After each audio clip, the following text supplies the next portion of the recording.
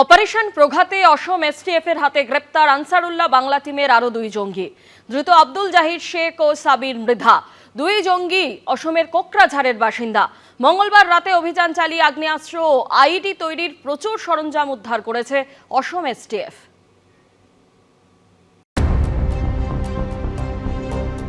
বড়দিনে দেশ জুড়ে উৎসবের আমেজ।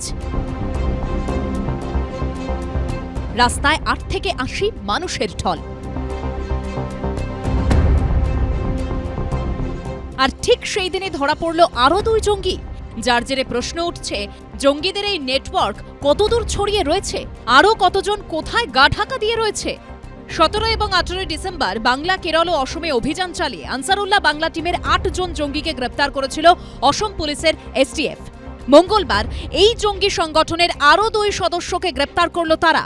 ধৃত দুই জঙ্গির নাম আব্দুল জাহির শেখ এবং সাবির মৃধা।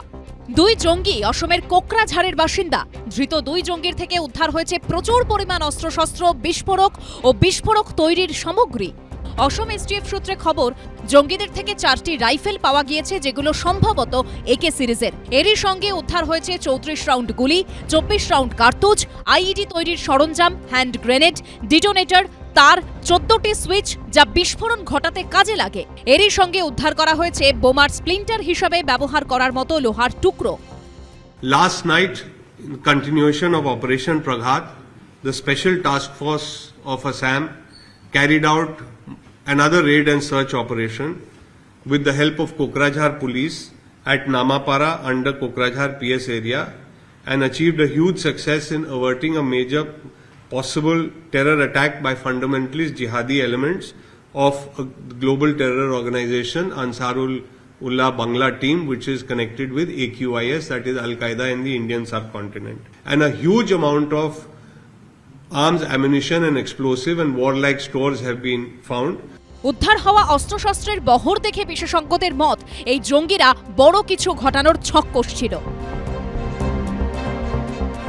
যেগুলো আগ্নেয়াস্ত্র আছে ওইগুলো নিয়ে আমি অতটা চিন্তিত না, কিন্তু যেগুলো আইইডি আছে, এক্সপ্লোসিভ ডিভাইস, এইগুলো কিন্তু মারাত্মক। এটাতে একটা কোনো ভিড় জায়গায় যদি একটা আইডি ফাটে, আমাদের বাংলার ইতিহাস কিন্তু অন্যভাবে রচনা শুরু হয়ে যাবে।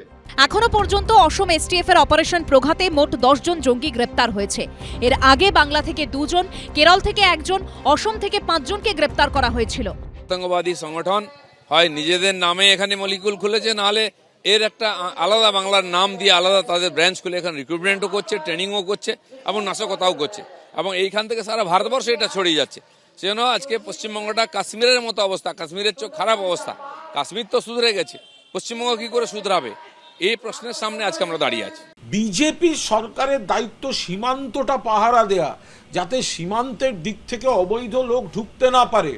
সীমান্ত পাহারা দিতে ব্যর্থ একটা কেন্দ্রীয় সরকার, তাদের মুখে এসব কথা শোভা পায় না। ত্রিপুরা থেকে ধরা পড়েছে কতজন?